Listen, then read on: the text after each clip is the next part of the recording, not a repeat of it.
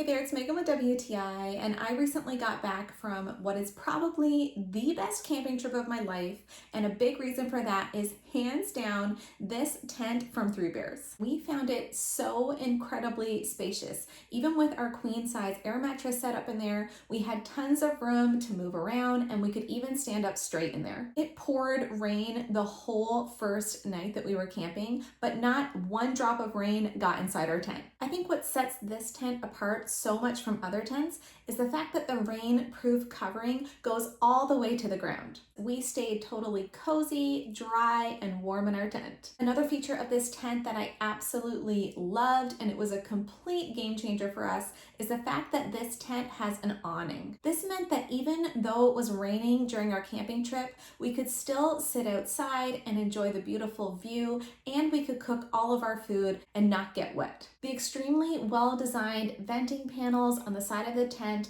meant that we had fresh air flowing through our tent, but again, no water came in. The instructions were very clear, and the setup and takedown of this tent was really straightforward, and we were able to pack it all away so it can sit tight until our next camping trip. This tent from Three Bears has totally upgraded our camping experience. But that's just my point of view.